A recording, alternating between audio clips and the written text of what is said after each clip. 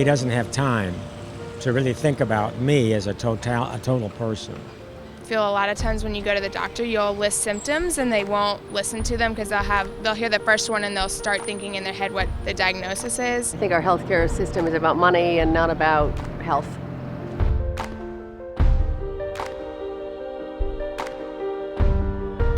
There's so much documentation pressure, so we spend a majority of our time interacting with computers instead of patients. The greatest stress is the fact that, try to accommodate the patients, the volume of patients that we have in so little time that we have.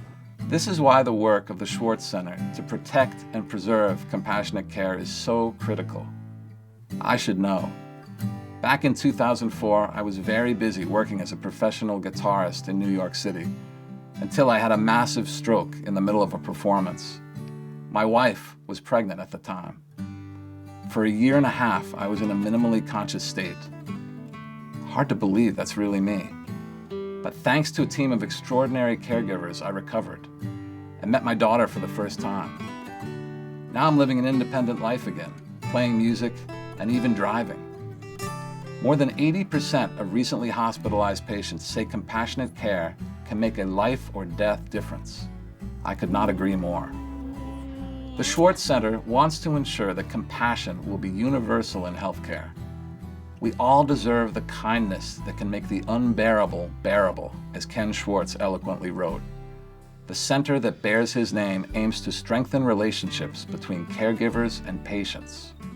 This idea that you can provide highly competent technical care without concern about providing compassion, I think is over.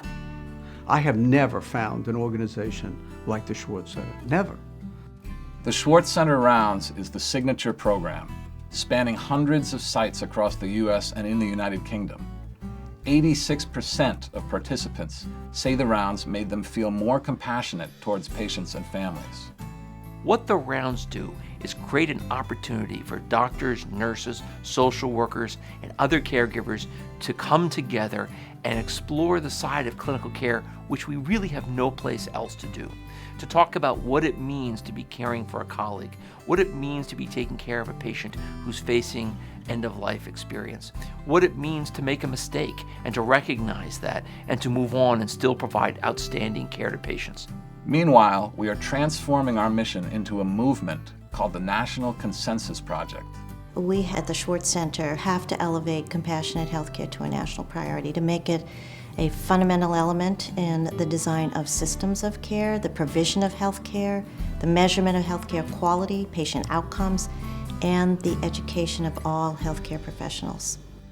Our grants have also kept pace. Since 1997, we have funded nearly 200 projects across the country.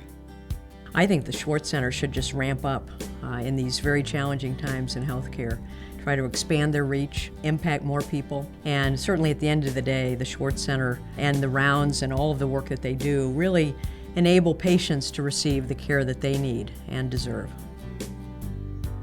By the way, the baby you saw earlier is now in 2nd grade, and I look forward to watching her grow up.